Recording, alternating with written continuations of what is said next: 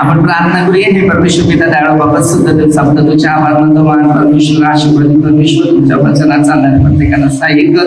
ही प्रार्थना आम्ही आमच्या प्रभू येशूच्या नावाने करतो. Hallelujah hallelujah. प्रेषितांच्या कृत्यामध्ये 1:24 वर घ्या.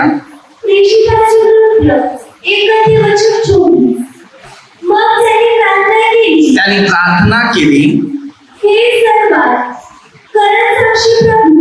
ते सर्वांचा हृदय जाणाऱ्या प्रभू. हालेलुया. काय सांगते? हे सर्वांच्या हृदय जाणाऱ्या प्रभू. हालेलुया. आता परमेश्वर आहे तो माणसाच्या हृदयाला ओळखतो. तुम्ही चेहऱ्याला ओळखता बरोबर. तरी लांब माणूस असला तरी ओळखता येत नाही. पण प्रभू येशू लांबून एवढा लांबून असला तरी ओळखतो. हालेलुया.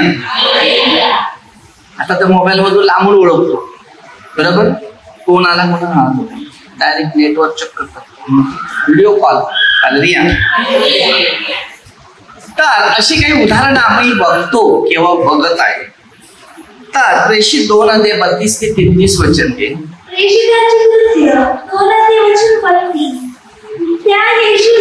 त्या येशूला देवाने उठवले याविषयी आम्ही सर्व साक्ष आहेत.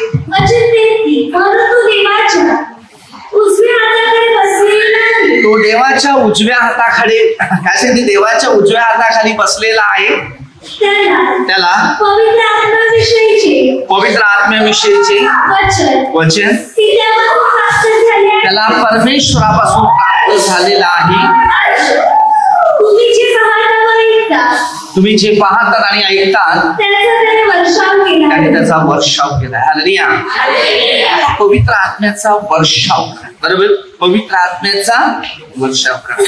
जसं योहान 20:22 वचन मध्ये त्यांनी आपल्याला एक गोष्ट शिकवलेली आहे. हालेलुया. जर आम्हाला पवित्र आत्मा नाही आहे तर आमचा आत्मा आमच्या कामाला काही येत नाही. विशेष जो आहे तो माणसासाठी पवित्र आत्मा. कोणता आत्मा? उत्पत्ती 2:7 मध्ये दिलेला आहे. नाका पुढ्यामध्ये जीवनाचा आत्मा दिला. हालेलुया. तेव्हा जीवधारी प्राणी तयार केला. हालेलुया. आता आदामाला परमेश्वर देवाचा आत्मा दिला. हालेलुया. आदाम मातीपासून बनवला पण आत्मा जो दिलेला होता तो देवापासून होता. हालेलुया. त्याला मजबूत बनवला. आत्मा ज्या माणसामागे आहे तो एक मजबूत आहे. ज्या माणसामध्ये आत्मा नाहीये तो मजबूत नाहीये. आत्मा 2 प्रकारचे आहे. एक दुष्ट आत्मा आहे. मार्क 5 मध्ये तुम्ही बघितलं तर सुमारे 2,000 रुपयाचे कळप घुसेल एवढे प्रकारे त्याच्या अंगामध्ये अशुद्ध आत्मे होते. हालेलुया. आता आपल्यामध्ये किती आहेत माहिती नाही बरोबर. किती असतील? एक रागाचा असेल, हिऱ्या करतील त्याचा असेल, एक वाकड्या नजरेचा असेल, एक संशय खाणारा असेल, एक कोणाची चुगली करणारा असेल. बरे बरे आदमी आहेत ते मोजता येणार नाही. आत्मा आलाय. हालेलुया. आता ही जी आत्मी जी आहे ती अलग आहे. एकच आत्मा असा होता जो मातीचा माणूस बनवला त्याला आत्म्याचा माणूस बनवला. हालेलुया. मातीमध्ये आत्मा कसा घातला मला सांगा. हालेलुया. आता माती ते पोकळ आहे पण त्याला मजबूत केलं. आदामाला मातीचा बनवला आणि एवेला पाषाणीचा बनवला. तर एवा जी होती की पासळीपासून बनवली बरोबर. स्त्री मजबूत आहे ती पासळीची आहे. ना आदाम आहे तो बोलण्यामध्ये केवढी एक्सपर्ट असते माहिती आहे ना. हालेलुया. कारण ती पासळीची ताकद आहे की नाही. भांडण करायला शेंडा भांडण कारण ती पासळी एवढी कडक आहे. तो माती आहे. हालेलुया. आदाम मातीचा बनवला पण तो कमजोर नव्हता. त्याला आत्मा दिला तेव्हा तो आत्मेने मजबूत बनला. हालेलुया. मातीचा आहे पण त्याच्यामध्ये आत्मा आहे. ही पाचवीची आहे, पण हिच्यामध्ये आत्मा नाही. हालेलुया. तो आत्मा तिचा, त्याचा आत्मा तिच्यात गेला. हालेलुया. हालेलुया. तर ही ज्या गोष्टीचा अनुभव आपल्याला घ्यायचा आहे. हालेलुया. म्हणून पाचवी जास्त मातीला फोडू टाकते. बरोबर. पाचवी भांडी बिंडी फोडते. राग आला का बघा, ते भांडी बिंडी घेऊन वाट लावून वाट. तो राग कोणावर? त्या भांड्याने काय केलेलं आहे? अरे तू पाचवीची बोलली म्हणून काय झालं, तो मातीचा बोलला म्हणून काय झालं. पहिली मातीची भांडणं होती तेव्हा घरात शांत होतं, पण आता स्टीलची, अल्युमिनियमची आणि तांब्याची आणि पितळेची यांच्यामध्ये फार फायटिंग झाली. पहिली एकच माती होती आणि ती चिकट माती होती. त्या चिकट मातीने तिला मांडकं बनवलं, कारण कुठलं तर विकत आणायला झालंय. याला अंगावर फेकून दिलं तरी काय वांधा नाही, नवरा जीव घेऊन पडेल. हालेलुया. तर अशी परिस्थिती शिकायला मिळते. हालेलुया. अरे माणूस हा विचार करतो ती पाचवीची बनली म्हणून काय मासळी बनली का? हालेलुया. आम्हाला काय शिकायचं आहे ते पहिलं शिका, की जो आत्मा पवित्र जो आहे तोच आत्मा मजबूत आहे. हालेलुया. म्हणून आदाम कमजोर आहे असं समजू नका, कारण तो मातीचा बनवला, पण तो आत्म्याचा बनवला तेव्हा तो मजबूत झाला. हालेलुया. म्हणून लोक 3 अध्याय 22-23 वचनमध्ये दिलेलं आहे. लोक 3 अध्याय 22-23 की परमेश्वराने पवित्र आत्मा दिला येशू ख्रिस्तावर. बरोबर. लोक 3:22 पवित्र आत्मा देह रूपाने उतरला, मातीचा नाही बनला, तो खडकाचा बनला. आता खडक कसं असते, तुटणार नाहीये, मजबूत आहे. खडकावर किती मारा काय होणार नाही. लोक 6:46 म्हणून येशू जो होता खडकावरचा होता ना, पहिला आदाम जो होता तो मातीचा होता. हालेलुया. म्हणून पाशरीच्या पुढे मातीत काही चाललं नाही. हालेलुया. देवाचा आत्मा देऊन सुद्धा आदामाने आपल्या स्त्रीच्या सांगण्याप्रमाणे, आणि मग सांगतो अरे माझ्या हाडातलं आई, हाडातला हाड, मांसातला मांस. हालेलुया. काहीतरी खाऊस. हालेलुया. परिस्थिती अशी आहे, जेव्हा पाप केलं तेव्हा सांगतो तू दिलेली ना. आपल्या इकडे तसंच आहे, लग्न झालं ही कुठून आणली, ही तू करून दिलं ना, म्हणून तो आरोप आज आहेच. हालेलुया. बरं चांगलं चाललंय तेव्हा सांगणार नाही तू करून दिलं, बरं झालं, चांगलं झालं. हालेलुया. माणूस स्वार्थी आहे, आणि स्वार्थ कुणापासून आला? सापापासून, लुसिफर पासून. हालेलुया. म्हणून आम्ही शिकतो किंवा शिकायचं आहे की शिक्षण घ्यायचं आहे, तर पहिलं विश्वासाचं शिक्षण आणि हृदय जाणणार आहे. योहानाच्या पहिल्या पत्र 4 अध्यायामध्ये दिले, प्रत्येक आत्म्याची पारख करा, तो आत्मा देवाचा आहे किंवा नाही. हालेलुया. आत्मा देवाचा आहे की नाही, आणि जर आत्मा देवाचा आहे तर देवाचा आत्मा देवाविषयीच बोलणार आहे. बरोबर असं आहे. हालेलुया. तर झालं वचन. तर आता 2 अध्याय 38 ते 39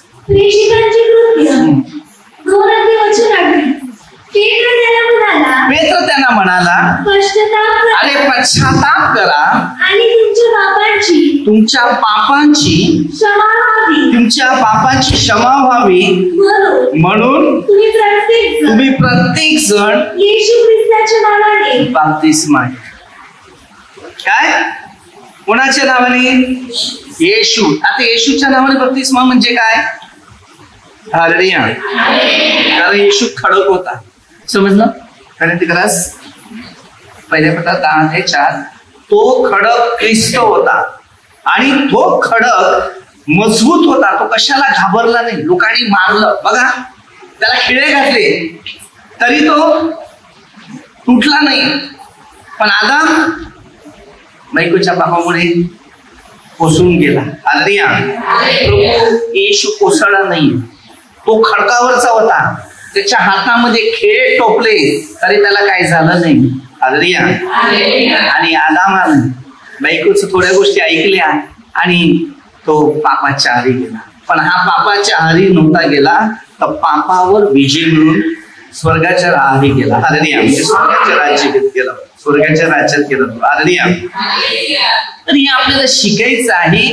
आदाम मातीचा होता, पण तुम्ही मातीचे नाही ना, तुम्ही मातीचे बनले नाही ना. हालेलुया. येशू ख्रिस्त आईच्या उदरात जन्माला आला तसा तुम्ही आहे. 127:3 संतती परमेश्वराने दिलेलं दर. हालेलुया.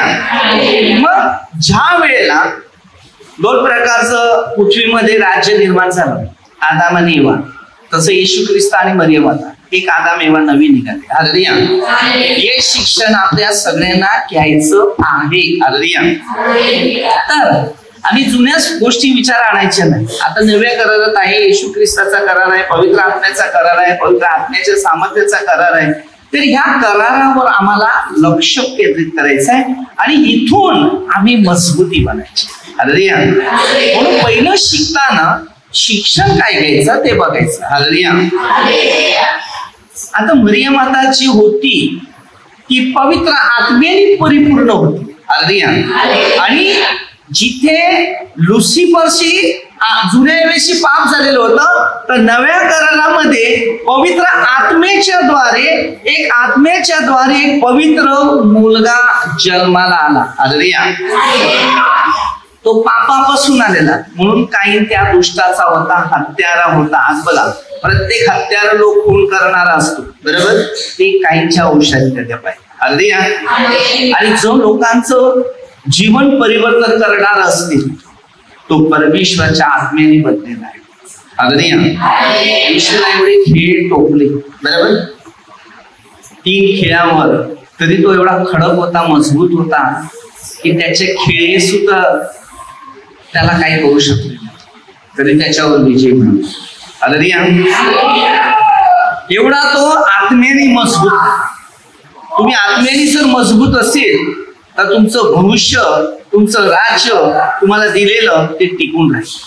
पवित्र शास्त्र वाचतात, पण त्याचा जर इतिहास नाही ना, तो पवित्र आत्म्याच्या द्वारे वाचा, मग तुम्हाला एक माणसाची इतिहास गोष्टी दिसते. 99% जगात पाप आहे, 1% जे टक्के आहे ना, ते फक्त पुण्य करणार आहे. ते म्हणजे कोण? देवाला घाबरणारी व्यक्ती. तेच ते घाबरतात, तरी कमीत कमी 5-7 पाप होतील, कळत न कळत मला सांग. कारण देवाविषयी मनचिंतन करणारी व्यक्ती पूर्ण पवित्र आत्म्याबरोबर राहते. तो आता बघा, तुम्ही प्रार्थनेत पण माणसाशी जेव्हा संगत पकडली ना, मग ते 10-17 माणसाच्या गोष्टी सांगतात, तर तुम्ही पापात होतो. प्रभू येशू काय करायचं माहितीये का? दिवसा लोकांमध्ये मिक्स व्हायचा आणि रात्र जाऊन प्रार्थना करत बसायचा डोंगरावर. म्हणजे कोणाचा सहवासच ठेवायचा, बोलभाषा नाही. जेव्हा तुम्ही एकांत राहतात ना, तर पाप नाही होणार. आणि जेवढं माणसाच्या सहवासात ठेवतो तेव्हा तुमच्यात पाप होणार. तुमचे विचार, तुमचं मन, तुमचं शरीर, तुमचे डोळे, तुमचे अवयव आणि पापामध्ये पडले झाले. कारण तुम्हाला जर बघायचं असेल ना, एक गोष्टी शिकायचं, हा, पाप कसं होते आणि पवित्रता कसं होते. 2 प्रश्न तुमच्या समोर ठेवतो. इथे एखादी, मी उदाहरण सांगतो की इकडे मुलगी आहे की बाई कोणती आहे समोर, बरोबर आहे, आणि एकदम सुंदर आहे, बरोबर. तर माझ्या मनाचे विचार जर तिच्यात असले तर मी पाप ठरवला, बरोबर. इथे पण एक स्त्री आहे आणि फार गरीब आहे आणि ती पण फार मोठी सुंदर आहे, बरोबर, आणि तिच्याकडे खायला प्यायला काहीच नाही. मग मी तिची सेवा करणं हे पाप आहे का? मी नुसतं तिला बघत राहणं हे पाप आहे?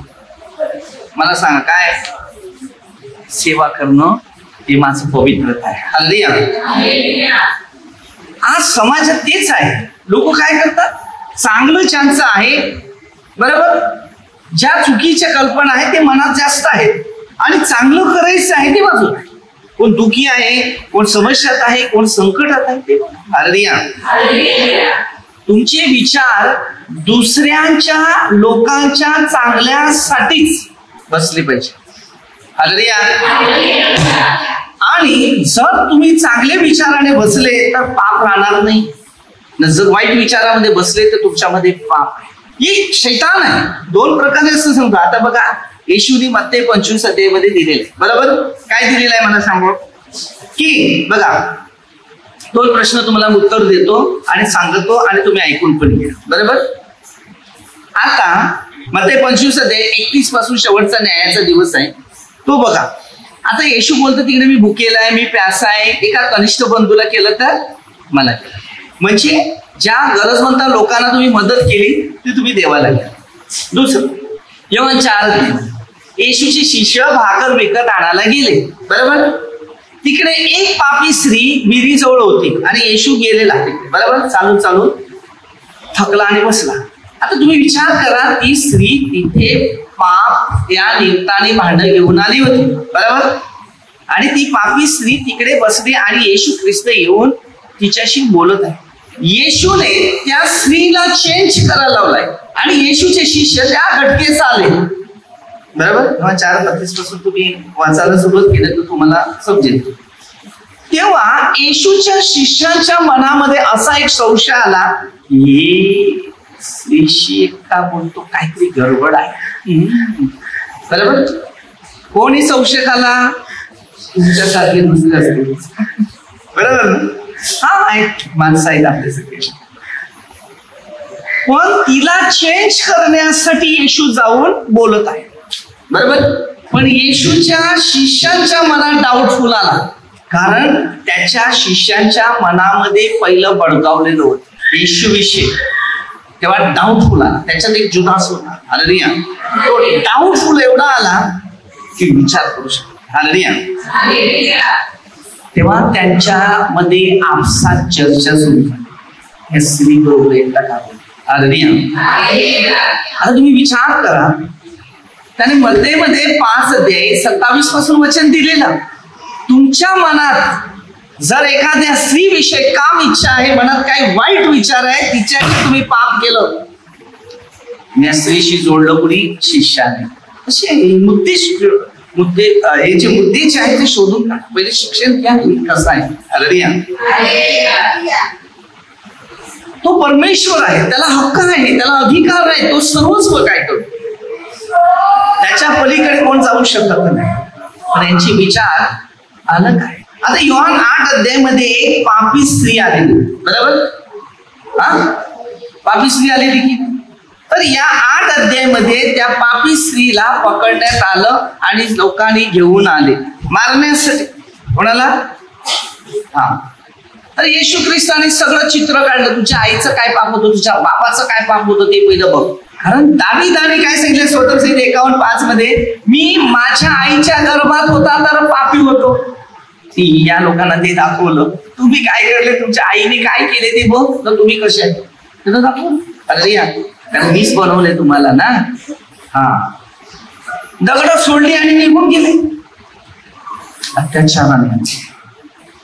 हालेलुया. हे शास्त्र कोणच मनुष्य ओळखू शकत नाही. पवित्र शास्त्र ओळखायला पवित्र व्यक्ती असेल तो त्याला ओळखेल. आणि तुमच्या मनात दुसऱ्याविषयी चांगले गुण असेल तर ओळखू शकते. तुमच्या मनात संशय आहे, तुमच्या मनात पाप आहे, तुमच्या मनात नफरत आहे, तुमच्या मनात वेगळं वेगळं आहे, तर तुम्ही कोणालाच ओळखू शकता. भले तुमची पाप होत, पूर्वी काय झाले, चुकलं, क्षमा झाली, पाप कबूल केलं, परिवर्तन झालं, बदललं, बस तुम्ही आम्ही सारखी होतो, बरोबर? चेंज झाल्यानंतर डिसिजन दिसलं पाहिजे की चांगलं काय वाईट काय. कारण माणसं शिकतात तेव्हाच बदलतो, पण शिकला नाही तर बदलू शकत नाही. हालेलुया.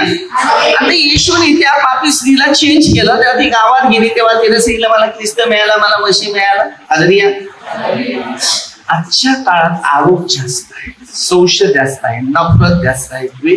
कारण पूर्ण 99% मनुष्य सैतानच्या जोडीला बसतो, देवाच्या जोडीला कमी बसतो. म्हणून त्यांना देवाच्या ज्या गोष्टी आहेत त्या डोक्यात शिरत नाही. म्हणून शिकताना पहिलं बघायचंय, बिना पवित्र आत्मेशिवाय मी बायबलची जे पवित्र शास्त्राची जी वचन आहेत ना, एकदम परफेक्टली तयार करा, एकदम परफेक्टली तयार करा आणि त्याच्यावर पूर्ण मनन करा. मग तुमचं हृदय बदलू शकते, तुमचं शरीर बदलू शकते, तुमचा समाज पण बदलू शकते. देवाने प्रेम केलेलं होतं योहान 3:16 सगळ्या व्यक्तीवर. आता सगळं धर्मावर राजकारण झालं. धर्मांतर. अरे प्रभू येशू हा धर्माचा राजा आहे. पापी लोकांना वाळण्यासाठी तो त्याचा धर्म होता. आम्ही चुकी आहे तर आम्हाला चेंज करण्यासाठी हा सगळ्यांचा एक धर्म होता. समजलं? धर्म असं बदलत नाही. बदलणारे लोक आहेत ते चुकीचे कल्पना करतात. ख्रिस्ताचा स्वीकार करणं हा तुझ्या स्वर्गीय बापाचा स्वीकार करणं. आपल्या सर्वांचा बाप एक आहे, शैतानी बाप नाही. आणि जो मूर्तीपूजा करतो, देवाला जो ओळखत नसेल तर त्यांनी शैतानाच्या हातामध्ये जाऊन आपला हात दिलेला आहे. लक्षात ठेवा. खिशात देव आपल्या खिशात पैसे टाकतो. आपल्या धंद्यात, आपल्या कुठल्या गोष्टीमध्ये त्यांनी सगळे निर्माण केलेले आहे. कुठला मूर्तीचा देव त्यांनी उत्पन्न केलेलं काहीच दिसणार नाही तुम्हाला. मी सांगू तुम्हाला, तो फक्त हाराचा, मेणबत्तीचा आणि अगरबत्तीचा ह्याचा सगळा भुकेल आहे. बाकी काय काय देतात, मिठाई बिठाई ते वेगळं माहिती, कारण मी केलेले आहेत तर मला माहिती आहे. हालेलुया. म्हणून मला तर लोक विचारतात, तू आणतो कुठून हे गरिबांना द्यायला? बरं मी नाही आणत, तू आणून देतो, मी देतो. हर गरजवंतांना मदत करणं हा मला धर्म. मला पहिलं माहिती नव्हतं म्हणून मी केलं ते. हालेलुया. माझ्या ओढीत एकदा नारळ फोडत होते. देवाला, तर देवाने ते नारळ निर्माण केलं, देवाला फोडला, पण पाणी गेला खाली, मातीने पिला. देव थोडाच प्यायला आले. हे करायचं नाही, बरं हे चुकीचं आहे. नाही, देवाला दिलं नाही तर राग करतो. हालेलुया. हळूहळू प्रार्थना सुरू केली. बाबाला माहिती पडलं देव कोणता आहे ते, पण देवाचे नारळ बंद झाले. हालेलुया. हालेलुया. एक नारळाचा पाणी एक ग्लास पिला ना नुसता तर शरीर स्वच्छ करून एवढा नारळाचा पाण्याला डिमांड आहे. हालेलुया. मातीला प्यायला नाही, मातीतूनच चालवलाय त्यांनी. नारळ जो उत्पन्न होतो तो मातीतूनच. अरे चहा बनवायला चहा पावडर लागते, साखर लागते, दूध लागते, पण नारळाला पाणी बनवायला, तेल बनवायला केवढं त्याला काय काय करावं लागतं. साखर बिकर सगळं टाकतो, पण नारळाचा पाणी पिल्यावर वाटते काय ते पाणी पिला असं. पाणी नाही आलं तोंडाला. मस्त शेती. हालेलुया. आणि परिस्थिती शोधा तुम्ही. अरे चहा बनवलाय तर साखर कमी पडले, कधी चहा पावडर कमी पडले, कधी जास्त पडले. मग तो नारळ बनवतो तो कधी कमी पडलेला नाही. नारळ एक प्रतीक एवढं चांगलं आहे ना, ते शिकायचं. म्हणून माझ्या आईने एक डायलॉग सांगितलेला होता, एक जोक तो सांगतो. हालेलुया. आई सांगायची, नारळ आहे ना म्हणजे बाबा लांबा, आई झापरी झुपरी, पोरं गुट्टुडी गुट्टुडी. हे काय नागला. हालेलुया. तर एका व्यक्ती माझ्याकडे आलेलं, त्यांनी सांगितलं ते लहान असताना त्यांच्याशी बोलभाषण झालेलं. तर त्यांना एक विचारला, प्रश्न दिला की सांगते बाबा लांबा, आई झापरी झिपरी, पोरं गोळ गोळ कुटुरी असं.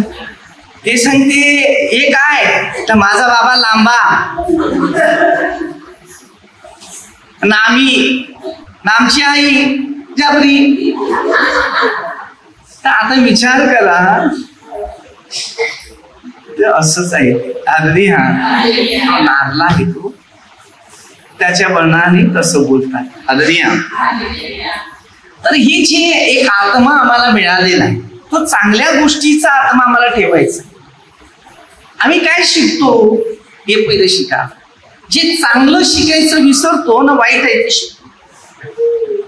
तर अनेक शिकायला हवं आहे. हालेलुया. चांगलं शिका.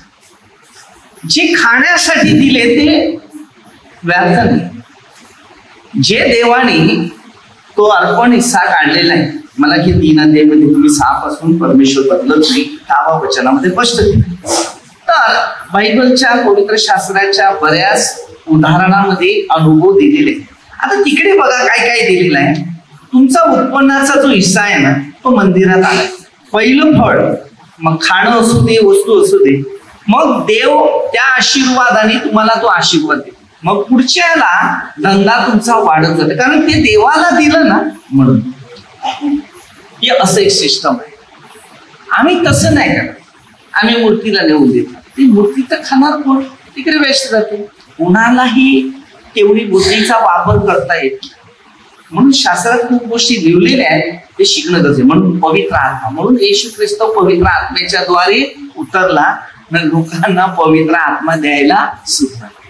खूप काही ऐतिहासिक गोष्टी आहेत, पण ती शिकायचं आहे आम्हाला. बिना पवित्र आत्म्याशिवाय कोणता प्रश्न सोडता येणार नाही. प्रत्येक आठवड्यामध्ये या आठवड्यात बसा, प्रार्थना घ्या, इलेक्ट्रिक करा, बॅटरी चार्ज करा. चार्जिंग झाले तर हॅलो बोलता येईल, नाहीतर गपलं.